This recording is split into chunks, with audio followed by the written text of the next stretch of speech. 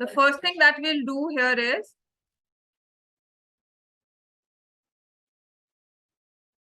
ASA rule का proof. Proof of ASA rule.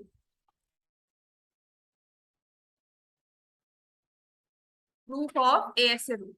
अब ये क्या है क्या नहीं है वो नहीं सोचना, बस जैसे आपकी बुक में थ्योरम का प्रूफ लिखा हुआ है कि क्यों ASA का रूल चलता है, थ्योरम का प्रूफ जैसे लिखा हुआ है वैसे ही इसे याद करना है. ठीक है, इसमें 3 केसेस लेकर चलते हैं. फर्स्ट ऑफ ऑल तो आपको दिया होगा, देखो हमें 2 ट्रायंगल्स दिए हैं, बनाओ ABC and PQR.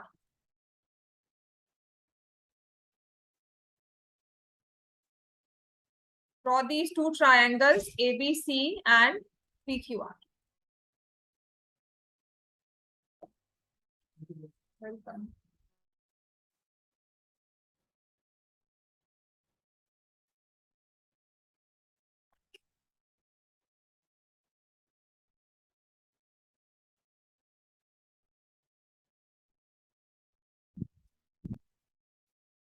Given triangle ABC and triangle PQR such that angle B is equal to angle Q, angle C is equal to angle R, BC is equal to QR.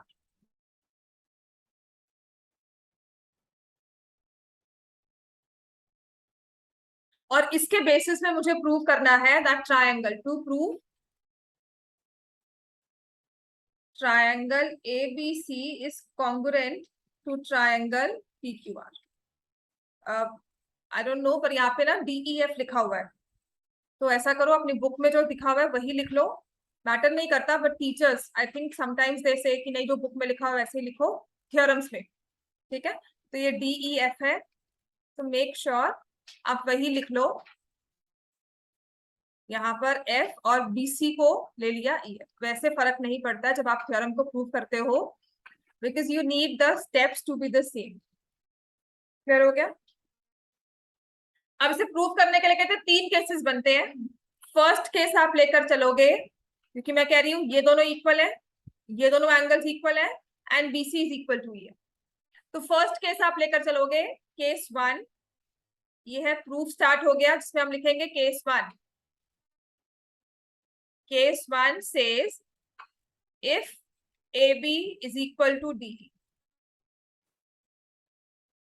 ठीक है, if AB is equal to DE, तो अब इसमें आप लिखोगे in triangle ABC and triangle DEF. AB is equal to DE, angle B is equal to angle E, and BC is equal to EF. Triangle को आपने किससे prove किया congruent? DEF triangle congruent हो गए बाय SAS रूल. और इससे follow हुआ angle C is equal to angle F, CPCT. CPCT rule follow हो गया, तो आपने कहा कि हाँ हमारा गिवन भी यही कह रहा है और हमने प्रूव भी यही कर दिया कि CF है, बिल्कुल ठीक बन रहा है. तो C is equal to F, hence which is true. Which is true. ये है केस 1, इतना लिख लो. बहुत नॉर्मल सा प्रूफ है, कुछ नहीं करना इसमें, बस यही है. एक आपने साइड लेनी है AB इक्वल्स टू DE. क्यों लेनी है? क्योंकि उसने कहा कि मान लो अगर ये साइड इक्वल होती है तो मैं ट्रायंगल को कॉन्ग्रुएंट तो प्रूव कर दिया, और उसके बेसिस पर C और F भी आ गया जो हमने गिवन भी लिया था, और हमारा प्रूफ भी उसे सब्सटेंशिएट कर रहा है, उसको आगे कह रहा है कि हाँ दिस इज ट्रू. ठीक है, अब केस 2 लेंगे इसमें. अब कर दूं ये केस 1 सबने लिख लिया था, तो केस 2 में मैं क्या लिखूंगी? If AB is more than DE. चलो कैसे है? हाँ, if AB is more than DE. Case 2, if AB is more than DE. AB बड़ी है DE से, AB जो है वो बड़ी है DE से. सो लेट पॉइंट दिया हुआ है P be a point on AB such that BP is equal to DE.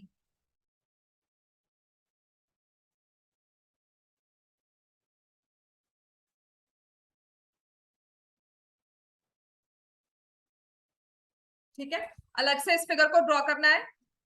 Late P be a point on AB such that BP is equal to DE. P पे एक point लिया क्योंकि AB की length बड़ी है, तो AB पर एक पॉइंट लिया P, जिससे BP और DE इक्वल हो गए. आपने अब क्या लिया, in triangle PBC and triangle DEF, PB is equal to DE, right? BC is equal to EF, ये गिवन था. Angle B is equal to angle E, ये भी गिवन था. तो अब आपने कहा triangle PBC is congruent to triangle DEF. समझ में आ गया? AB को बड़ा मान लिया, AB को बड़ा मान लिया तो AB पर एक पॉइंट लिया जिसकी लेंथ DE के इक्वल हो जाएगी. फिर मैंने ये दो ट्रायंगल्स को कॉन्ग्रुएंट कर दिया. समझ में आ गया? राइट, कौन से रूल के साथ कॉन्ग्रुएंट किया, वही SAS. उसके बाद कहा therefore angle PCB is equal to angle DFE. CPCT congruent कहा है, ये वाला एंगल अगर इसके इक्वल है तो ये वाला जो एंगल है वो इसके इक्वल होगा, है ना. And also we know that angle ACB is equal to angle DFE, ये गिवन था. क्लियर हो गया? Right, now this can happen, which is true only when P and A coincide. देखो ना, ये छोटा एंगल आप बड़े के इक्वल कह रहे हो और आप कह रहे हो कि फुल तो है ही है इक्वल.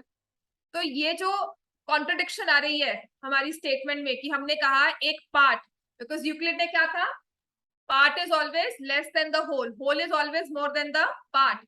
तो आप एक पार्ट कह रहे हो वो पूरे के इक्वल है. तो ये चीज अगर मुझे ट्रू करनी है वो तब होगा जब P और A क्या करेंगे, coincide. This can happen only when P and A coincides. ठीक हो गया? Therefore this is possible only when P and A coincides. Therefore BA is equal to DE और triangle ABC is congruent to triangle DE.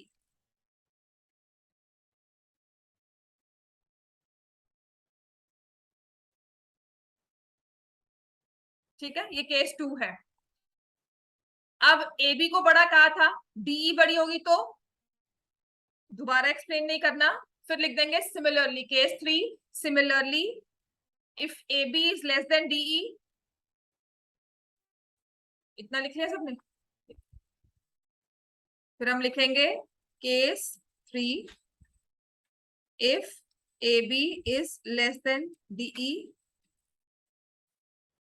similarly we can prove triangle ABC is congruent to triangle DEF.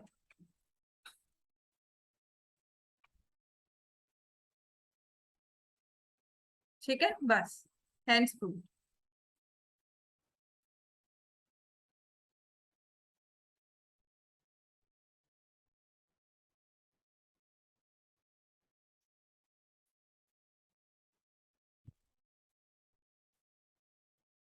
आपके जो congruency rules है ना, वो ये कहते हैं कि अगर आपके पास दो साइड्स और एक एंगल हो तो एक यूनिक ट्रायंगल बनेगा.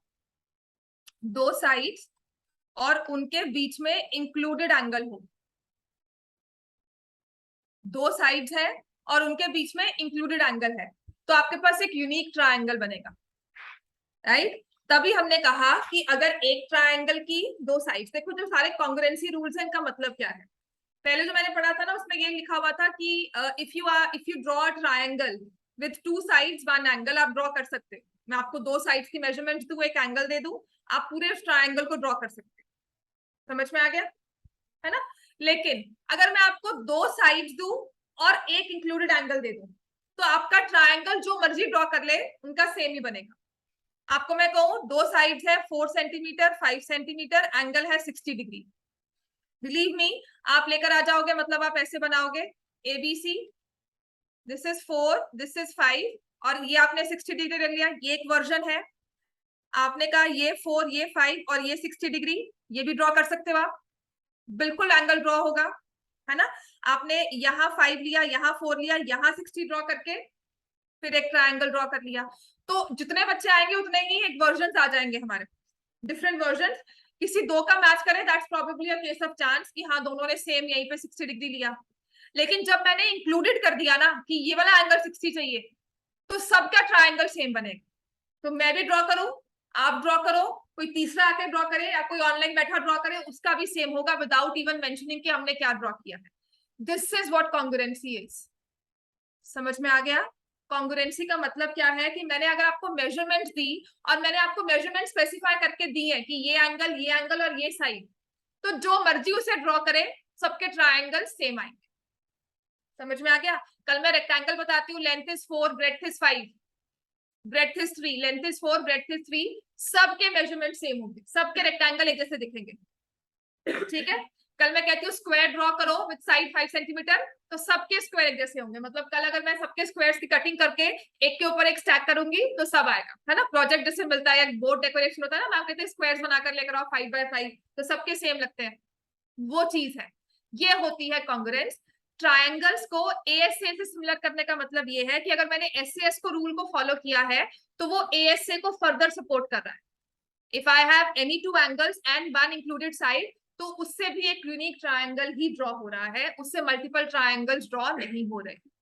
समझ में आ गया। ये पूरे प्रूफ का मतलब ये है कि हमने जब ये ट्रायंगल ड्रॉ किया और मैंने कहा कि दो एंगल्स वन साइड गिवन है, इसे ड्रॉ करने के बाद, इसे प्रूफ कॉन्ग्रुएंट करने के बाद यूनिक ट्रायंगल ही ड्रॉ हो रहा था, एक के बीच में एक या कोई अलग ट्रायंगल ड्रॉ नहीं हो रहा है।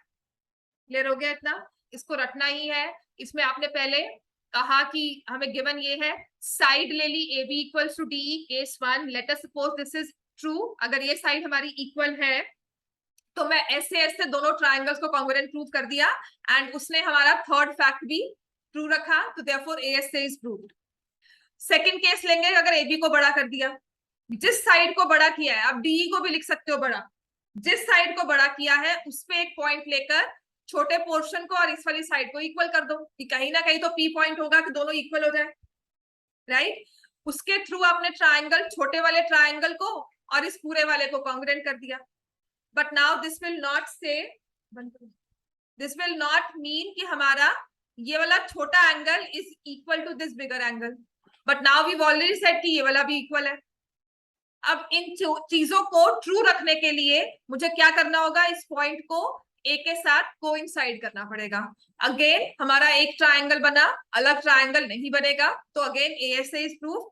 एंड सिमिलरली इसको बड़ा लेकर हम यहाँ पर एक पॉइंट ले लें, फिर मैं इस छोटे ट्रायंगल को इसके साथ कॉन्ग्रुएंट करूं और कहूं कि जी ये जो छोटा पोर्शन है यहाँ बड़े के इक्वल है, बात वही आ जाएगी, तो उसको दोबारा नहीं लिखेंगे। Similarly we can prove by taking DE more than AB, we can prove that triangle ABC is congruent to triangle DE.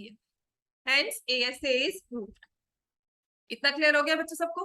ठीक है, आ जाओ कोऑर्डिनेटर्स करेंगे, उसके बाद वर्कशीट है मेरे पास, और I'll share with you, मैं बोर्ड पे ही लगा दूंगी और ग्रुप में शेयर कर दूंगी, ठीक है। चलो कोऑर्डिनेटर्स में कहां तक किया था हमने? कल टेस्ट है आपका ट्रायंगल्स का, है ना। एग्जाम्पल 4 तक किया था, राइट। चलो नेक्स्ट इज एग्जाम्पल नंबर 5, ये थोड़ा लंबा आ जाएगा, इससे पहले ना एक्सरसाइज 8.1 पे आ जाओ, क्वेश्चन नंबर 2-3 कर लेते हैं। एक्सरसाइज 8.1, ये सारा चैप्टर ही आपको, फिर कुछ डिलीट नहीं है इसमें, कुछ डिलीट नहीं किया। If diagonals of parallelogram are equal, show that it's a rectangle.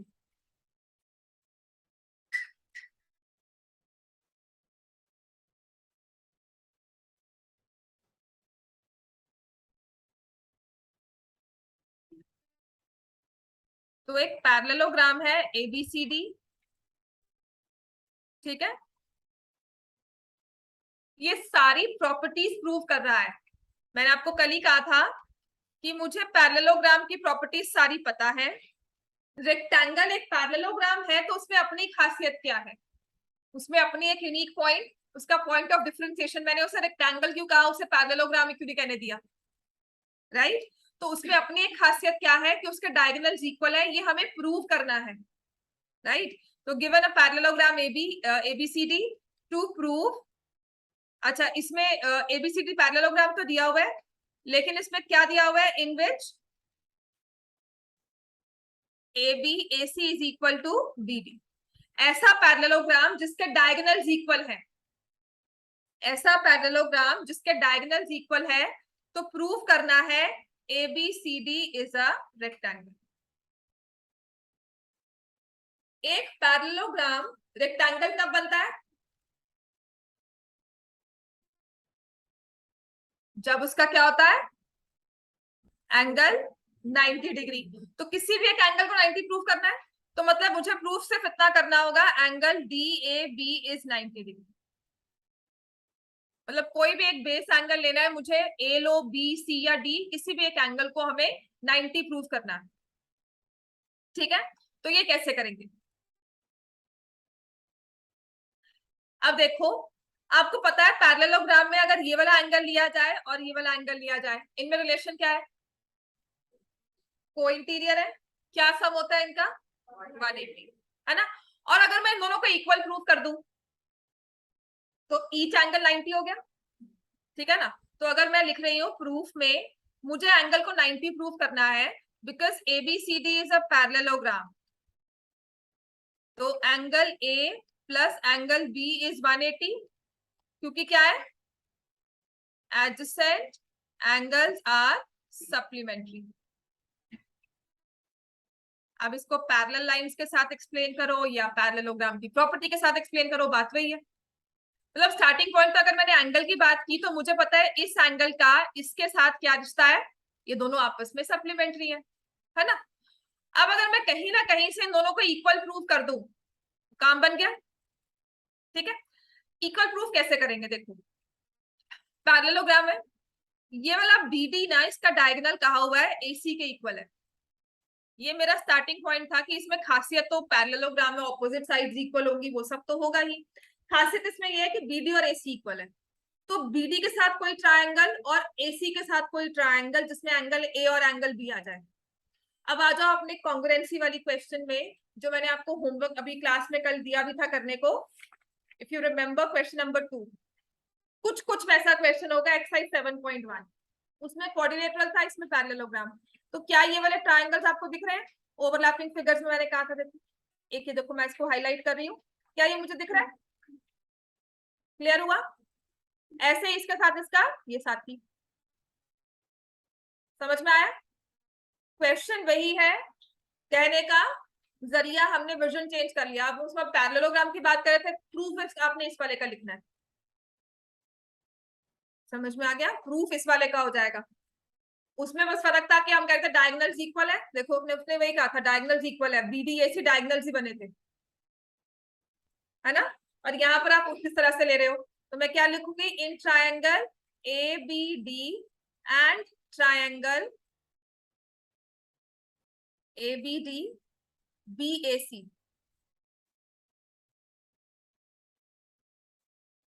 BD और AC आ गए, triangle ABD and BAC congruent prove करना है, करें, कैसे करेंगे, पहले क्या लिखेंगे,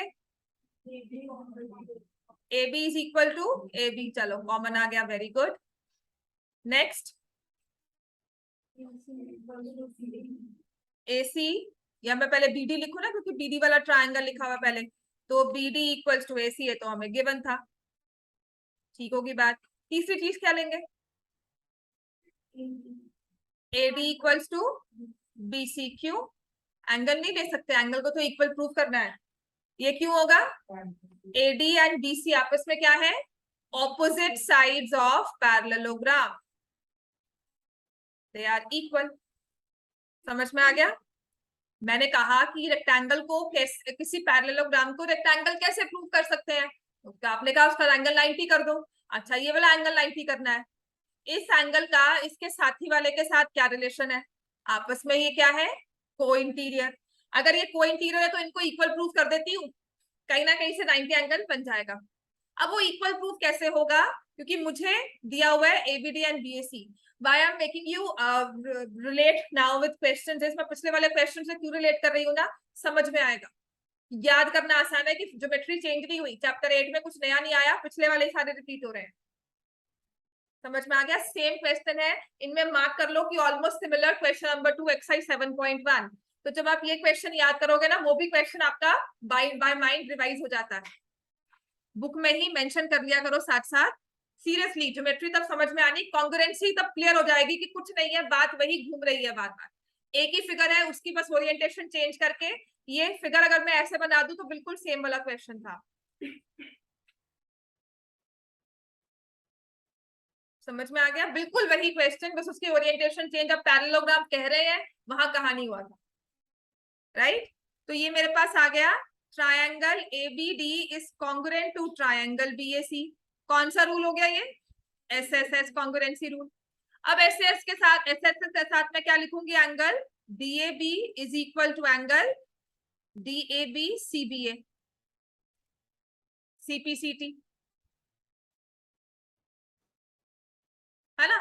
और यहां से इसको 1 ले लो, फिर इसके बाद इसको 2 ले लो, फ्रॉम 1 एंड 2। तो angle DAB plus angle DAB is 180 degree, replace कर दिया एंगल बी को इससे, है ना।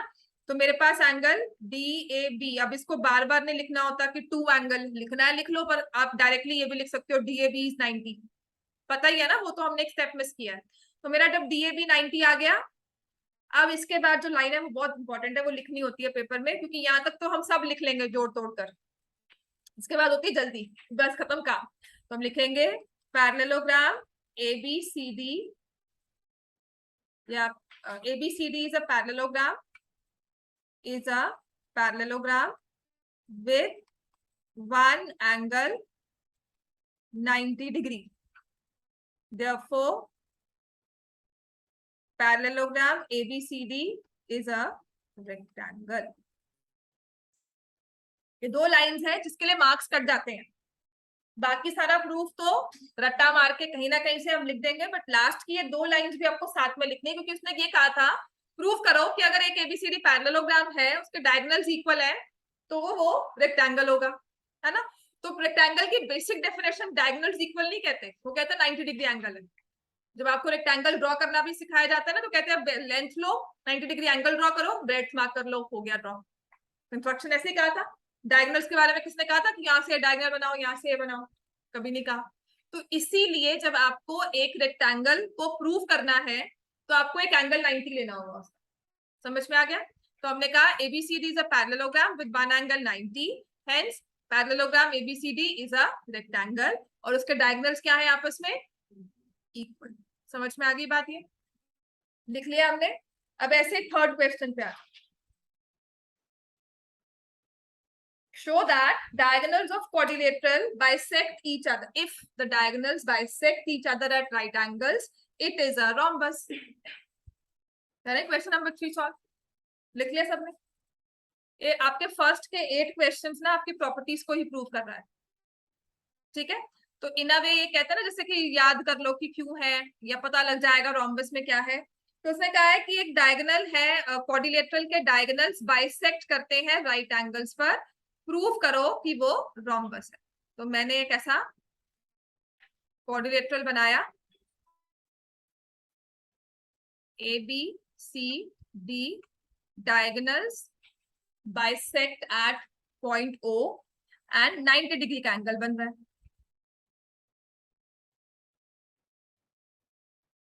Given quadrilateral ABCD such that AO is equal to OC and OB is equal to OD. Also, AC is perpendicular to BD। तो ये चारों angles आपके 90 हो गए। टू प्रूव,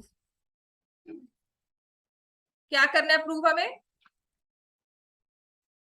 क्या प्रूव करना है? ABCD is a rhombus. और रोम्बस कैसे प्रूव होता है? AB is equal to BC is equal to CD is equal to AB। मतलब मैं ऑल साइड्स इक्वल प्रूव कर दूंगी तो काफी है ना ये प्रूव करना। चलो क्या लगता है कैसे करेंगे?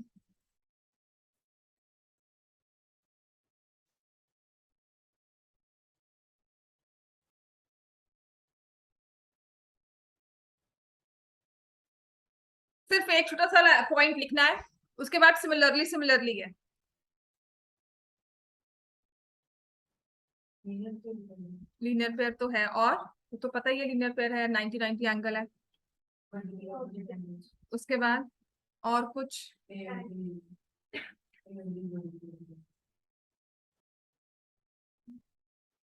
वर्टिकली ऑपोजिट तो बच्चे यही है ना, ये वाले तो एंगल्स वर्टिकली ऑपोजिट है। और क्या कर सकते हैं? कॉन्ग्रुएंसी किसमें? बिल्कुल, दो एडजेसेंट ट्रायंगल्स लो। चार ट्रायंगल दिख रहे हैं सबको इस फिगर में? Can I spot 4 triangles? छोटे छोटे से अंदर बने हुए हैं, है ना? उनमें से कोई भी दो एडजेसेंट वाले उठा लो। आपने कहा AOB और BOC, वो ले लो। क्या इनको कॉन्ग्रुएंट प्रूव कर सकते हैं? चलो माना मैंने ये दो ट्रायंगल्स लिए, AOB एंड BOC। ज्योमेट्री ना अगर हमारे माइंड में क्लियर हो जाए ना, तो आप बहुत इजीली उसे लिख सकते हो। द ओनली प्रॉब्लम है, सब कहते हैं कि हाँ जी पहले प्रूफ शुरू करो। पहले प्रूफ शुरू नहीं करते, पहले फिगर को स्टडी करते हैं। हमेशा जब ज्योमेट्री करनी है ना, पहले फिगर को समझो कि मेरा स्टार्टिंग पॉइंट क्या होना चाहिए। अब वो चाहे रट्टा मारे, चाहे वो हम समझे, या चाहे माइंड में खुद क्लिक करें, कॉन्ग्रुएंसी कहीं ना कहीं यूज कर रहे हैं। दो एडजेसेंट ट्रायंगल्स दिख रहे हैं, इन्हें कॉन्ग्रुएंट प्रूव करना है, कर सकते हैं। कैसे लेंगे, क्या क्या लेंगे? AO is equal to OC given है, हाँ जी। BO कॉमन, फिर 90 degree angle, RHS rule. RHS rule कौन सा लगेगा? SAS। 90 डिग्री का मतलब नहीं है कि राइट एंगल ही लगे, RHS ही लगे। यहाँ पे साइड एंगल साइड है। समझ में आ गया? ये ट्राइंगल कॉन्ग्रुएंट हो गए। इनको कॉन्ग्रुएंट करने का फायदा क्या है? AB equals to BC, CPCT। अब इतना हमने अगर कर दिया, उसके बाद क्या करना है? सिमिलरली ये भी कॉन्ग्रुएंट है, सिमिलरली ये भी कॉन्ग्रुएंट है, सिमिलरली ये भी कॉन्ग्रुएंट है। चारों कॉन्ग्रुएंट है, चारों साइड्स इक्वल है। समझ में आ गया? तो प्रूफ मैं स्टार्ट करूंगी। गिवन टू प्रूव रख कर दो, सबने लिख दिया है ना ये? Because I don't want to scroll, मैं अपनी पिक्चर साथ में चाहती हूँ इसमें। ठीक है, कर दो ना, स्टार्टिंग करोगे? चलो लिखो, क्या करेंगे? फर्स्ट स्टेप क्या होगा, बोलो सर? हाँ, in triangle AOB and triangle BOC। अच्छा, AOB लिखा है ना, तो COB लिख दो, 1-to-1 कॉरेस्पॉन्डेंस आ जाएगी, है ना? इस चीज का भी अगर हम ध्यान रखें तो ये टीचर के पास पॉइंट्स या मार्क्स नहीं कट होंगे। लास्ट में कॉन्ग्रुएंसी में 1-to-1 तो हमें लिखना ही है। तो हम क्या लिखेंगे? AO is equal to CO। ये क्या है? Given. And yes me next क्या होगा? BO is equal to BO common. And इसके बाद थर्ड पॉइंट क्या लिखेंगे? Angle AOB is equal to angle COB each 90 degree. Therefore, triangle AOB is congruent to triangle COB। कौन सा rule है भाई? SAS rule. Therefore, इसके बाद क्या लिखेंगे? AB is equal to BC, और क्या आ जाएगा? CPC। अब कुछ नहीं करना, आप सिमिलरली करके चेपना है बस। ठीक है, तो हम लिखेंगे यहाँ पे सिमिलर। आपके ना क्वेश्चंस में ज्योमेट्री में पैटर्न है और कुछ नहीं है बस। Similarly, triangle BOC is congruent to triangle DOC, और BC is equal to CD। Similarly, triangle COD is congruent to triangle AOD और CD is equal to AD।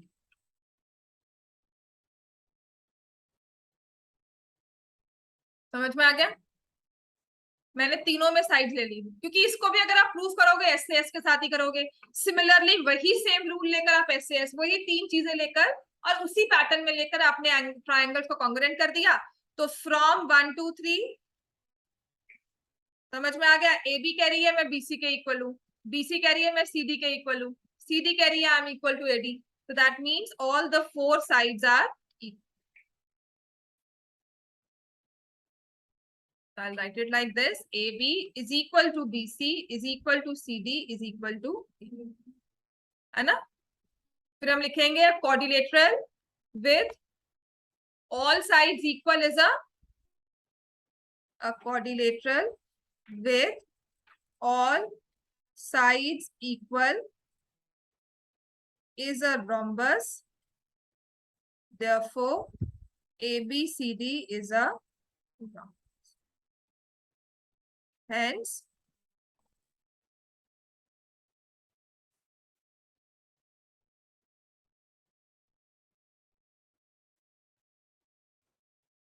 ठीक है?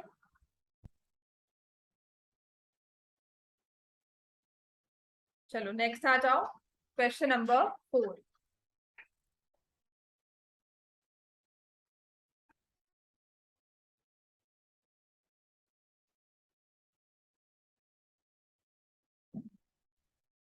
समझ में आ गया ये?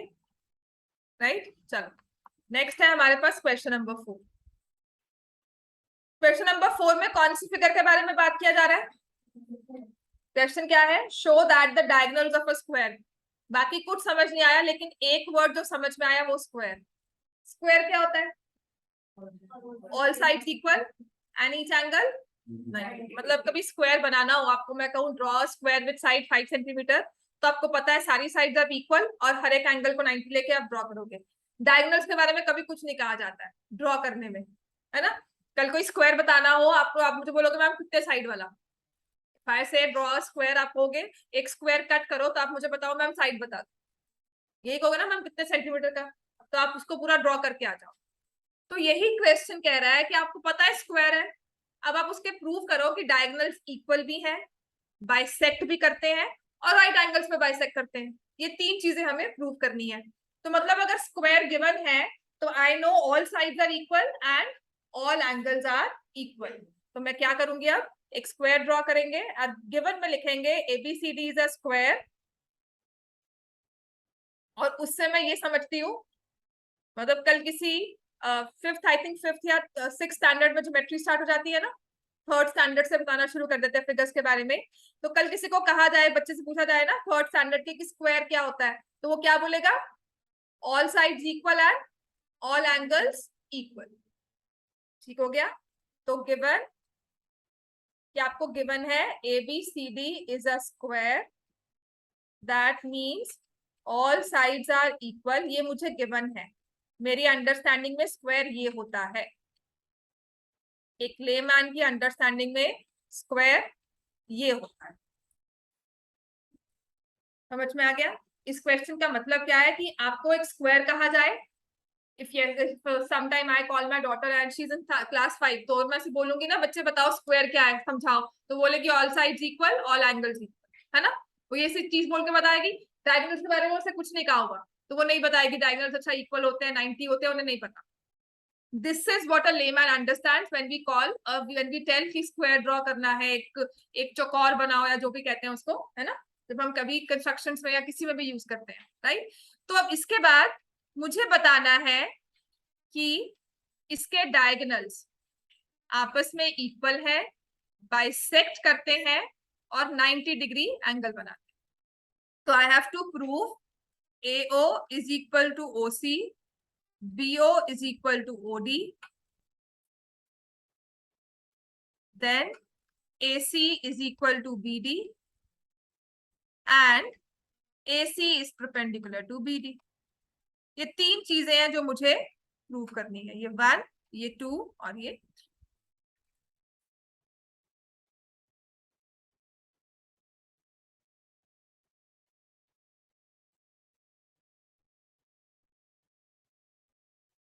सबसे पहले क्या प्रूव कर सकते हैं?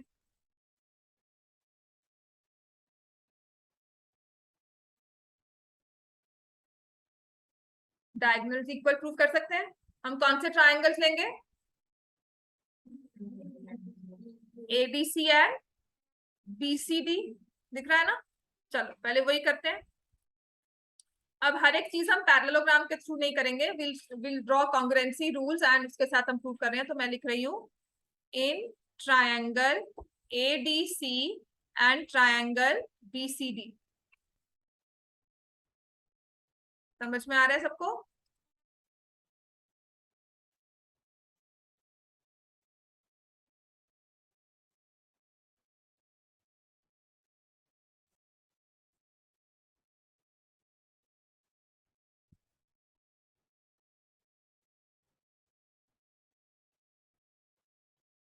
समझ में आ गया ना? कौन से रूल के साथ हमने कॉन्ग्रुएंसी प्रूव की है?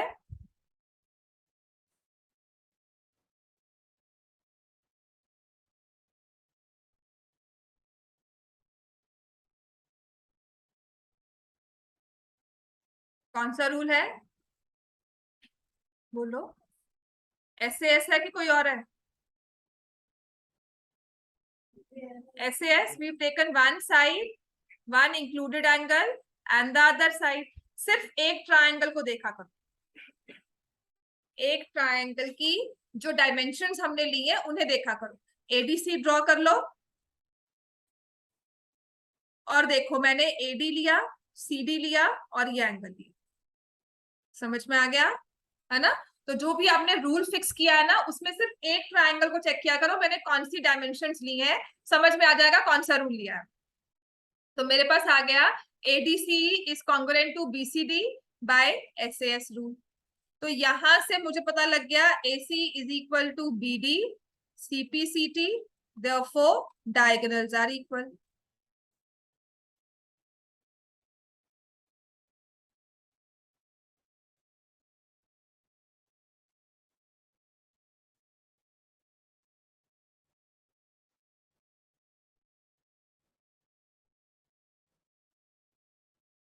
पहली चीज प्रूव हो गई, डायगोनल्स इक्वल हो गए। ठीक है, अब और इसके बाद क्या कर सकते हैं? डायगोनल्स को या तो हम हाफ्स में प्रूव करें या फिर परपेंडिकुलर।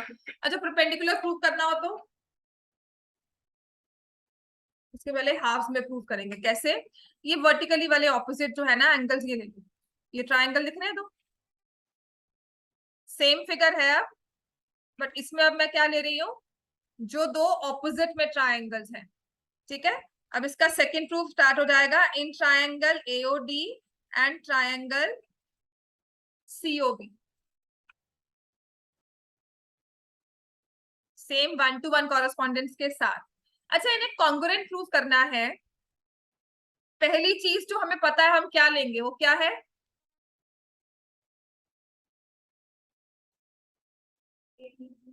हाँ, एंगल AOD इज BOC, वो भी ठीक है, बिल्कुल सही है कि ये दो एंगल्स आ गए। ये आ गया AD और BC क्या है? इक्वल। क्यों है equal? Opposite sides of square, because all sides are equal, given ही है। एक तीसरी चीज और फिक्स करनी है, एंगल होगा या साइड होगी?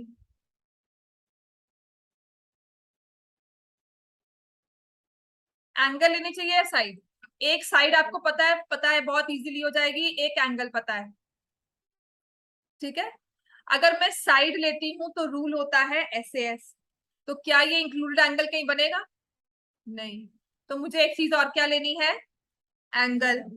और जब एंगल लेना है तो या तो ये एंगल या ये वाला। अब इनको इक्वल करेंगे तो किस लिए? पैरेलल लाइंस होती हैं, तो ये एंगल इसके इक्वल है because of alternate interior angle. समझ में आ गया? हमारा SAS क्यों नहीं लगेगा इसमें? क्योंकि ये दो साइड्स जो ये वाला एंगल आप ले रहे हो ना, इंक्लूडेड नहीं आ रहा है कहीं भी। या तो मैं AS से लगा सकती हूँ, इस वाले एंगल को इसके इक्वल प्रूव कर दूं, या AAS।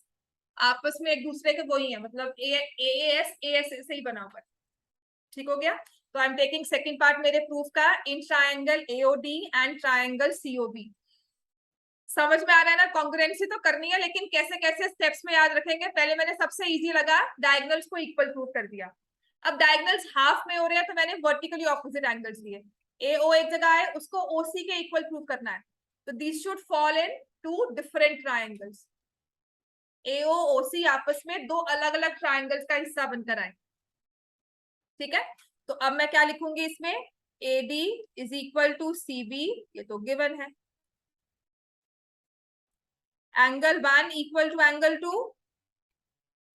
क्या बन रहा है ये, ऑल्टरनेट इंटीरियर एंगल्स। कौन सी लाइंस पैरेलल है, कौन सी, हाँ, AD पैरेलल टू BC। और तीसरी चीज आपका है वर्टिकली ऑपोजिट एंगल्स ले लो, चाहे आप ये दूसरा वाला ले लो, बात एक ही है। तो let me take vertically opposite angles only. तो मैं लिखूंगी angle AOD is equal to angle COB, क्योंकि मुझे इजी से लिखना है वर्टिकली ऑपोजिट एंगल्स।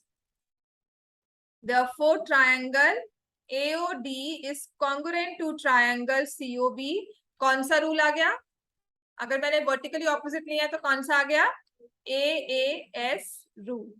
फिर से एक ट्राइंगल को देखा करो, आपने एक साइड ली, ये एंगल लिया, और ये इस साइड का इन दोनों एंगल्स के साथ कोई रिश्ता नहीं है, इसीलिए AAS, two angles any one side.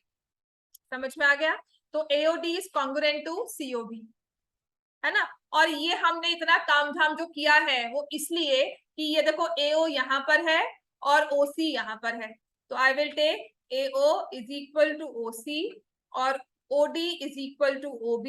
ये क्या लिख देंगे इसको, CP। हमारे प्रूफ का सेकंड पार्ट भी चला गया।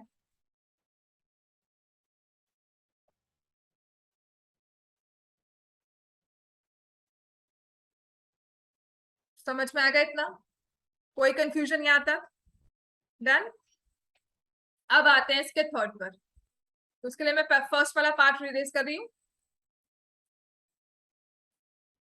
अब क्या प्रूफ करना रह गया, हाँ 90 डिग्री एंगल फॉर्म करना है। कौन से दो में एंगल फॉर्म हो 90 डिग्री का, और ये आपस में क्या है, लीनियर पेयर।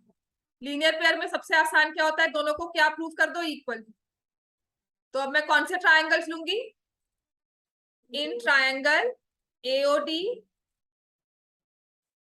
BOC या COD 1-to-1 कॉरेस्पॉन्डेंस लिखा करो। तो सबसे पहले तो मैं क्या ले रही हूं,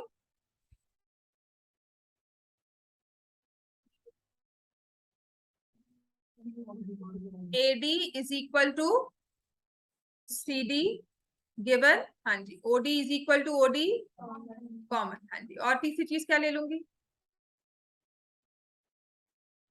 अभी पीछे प्रूफ करके आए हैं,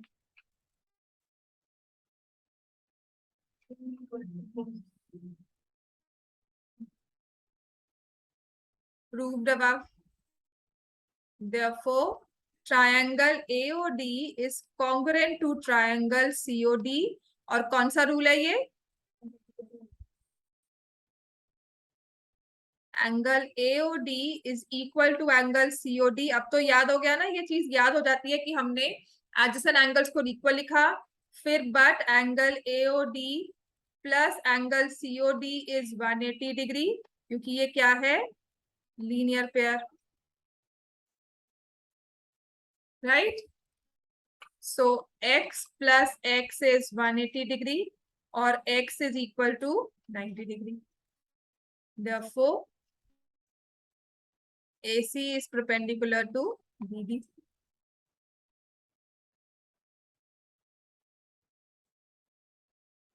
समझ में आ गया।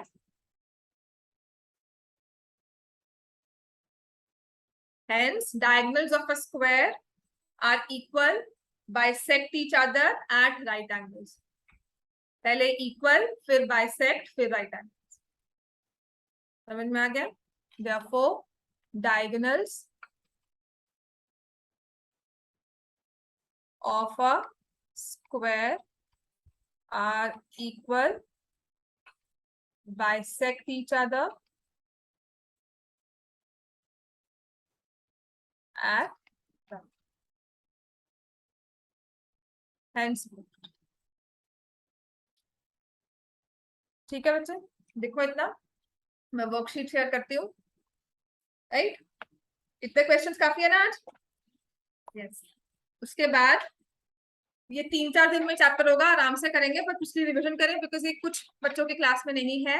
और तुम्हारा अगर वो रहेगा ना सरफेस एरिया वॉल्यूम, तो वो मैं आपको अलग से करवाऊंगी। वो आएगा पेपर्स में सितंबर टेस्ट में। ठीक है।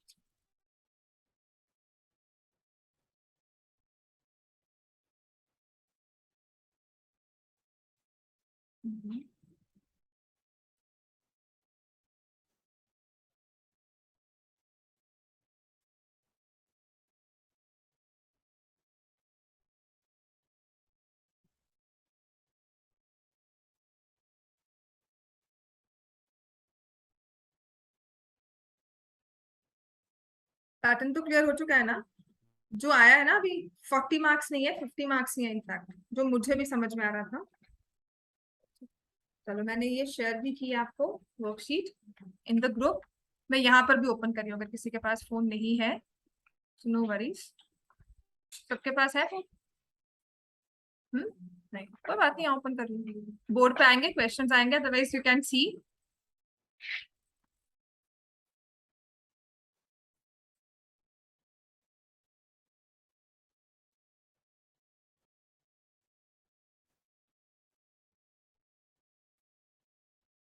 क्या होगा?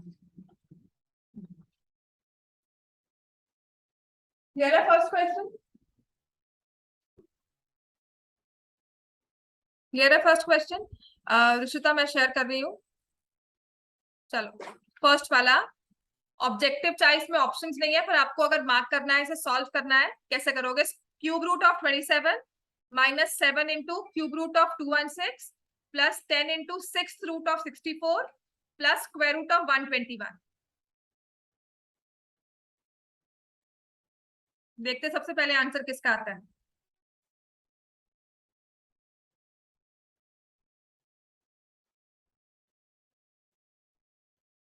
यहाँ लिखा हुआ है बच्चे, नहीं?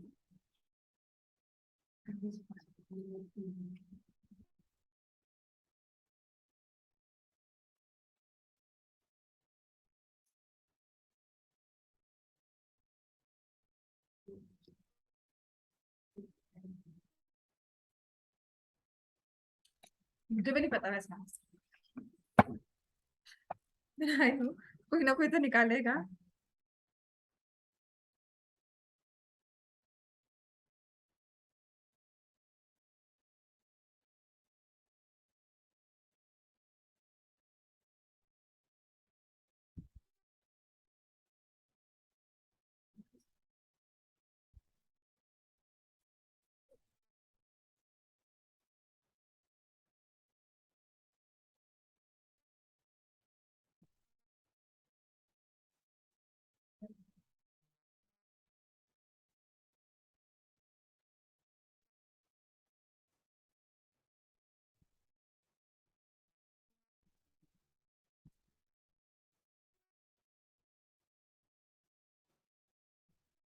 क्या होगा आंसर? हाँ, 12, 76। और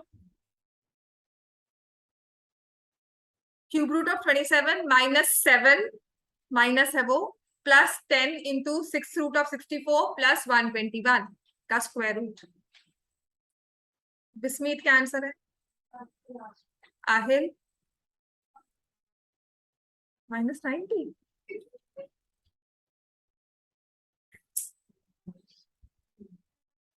क्यूब रूट सबको आती है।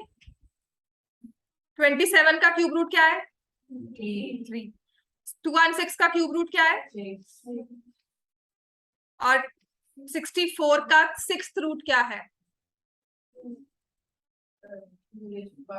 हाँ, तो क्या होगा ये? 2।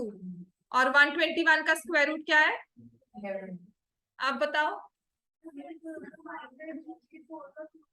सिक्स रूट बच्चे, सिक्स रूट है, क्यूब रूट नहीं। माइनस, अब तो कैलकुलेशंस रह गई। 3 माइनस 42 प्लस 20 माइनस 8।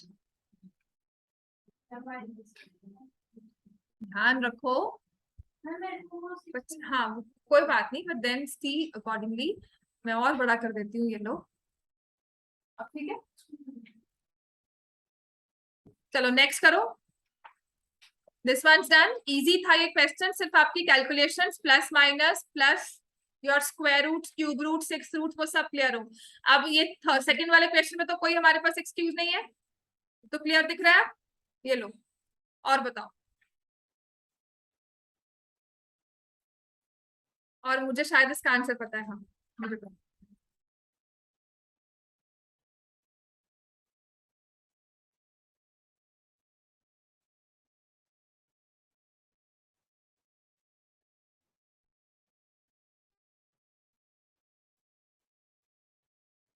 बाकी ये वर्कशीट मैंने शेयर की है, घर जाके सॉल्व कर लेना, इजी हो जाएगा ग्रुप में डिस्कस करना फिर इसको क्लास में। और फिर मैं आगे आपको कोरिलेटरल्स आगे करवा दूंगी, एंड ऐसे ही रोज एक वर्कशीट शेयर कर दूंगी। इसमें कितने क्वेश्चन दिए हुए मैंने? 13 क्वेश्चन है, तो मैक्सिमम 15 क्वेश्चन की एग्जाम्स तक रोज एक वर्कशीट शेयर हो जाएगी, ऐसे ही एमसीक्यू। ठीक है, शिवेन हो गया ये वाला क्वेश्चन?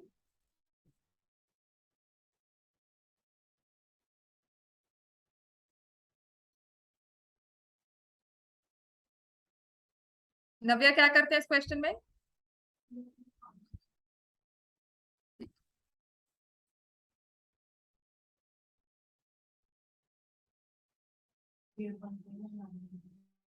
गलती की है, फिर से देखो। हाँ -5 तो ऑप्शन में भी नहीं है।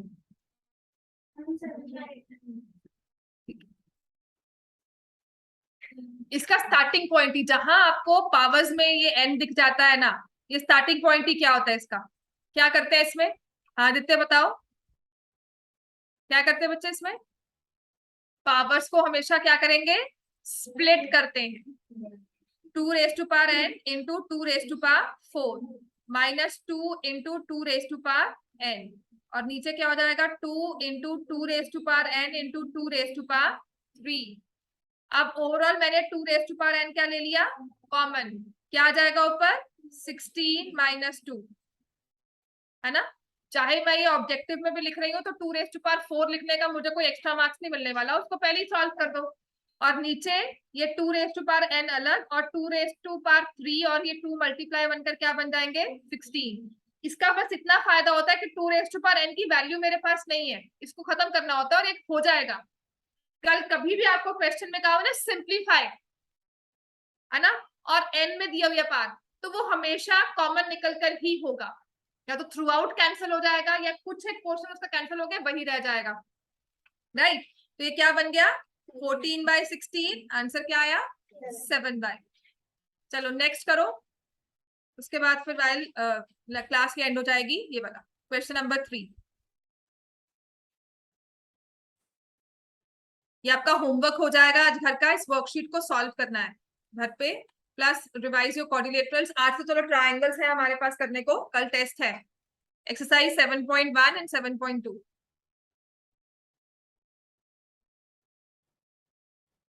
ऐसे वाले क्वेश्चन में क्या करते हैं हमेशा?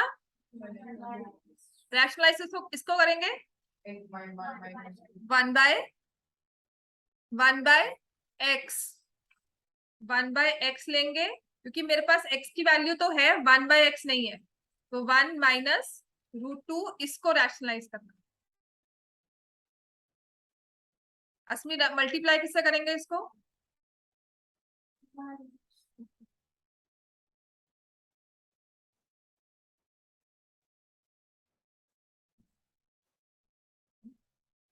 Last year I remember there was one child जिसको रैशनलाइजेशन एंड में, बहुत इंटेलिजेंट बच्चा था वो, और पर उसको एंड तक रैशनलाइजेशन समझ नहीं आई कि क्यों करते हैं या किससे मल्टीप्लाई करते हैं। वो हमेशा इसको √2 से मल्टीप्लाई करके आता था, क्यों नहीं हो रहा है, मतलब इससे क्यों हम करेंगे।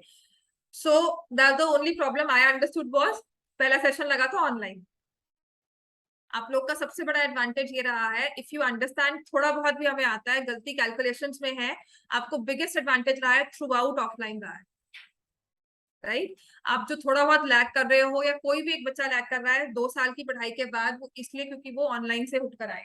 चलो पढ़ो, उसको करो सॉल्व।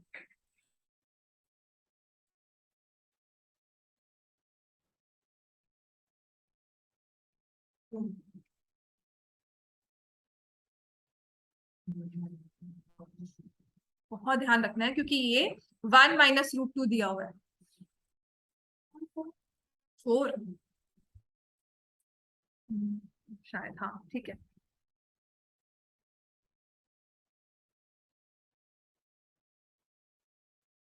एक्स की वैल्यू क्या है? 1 - √2। 1/x की वैल्यू क्या है? -1 - √2। समझ में आ गई है ना? फिर ये माइनस हो रहा है,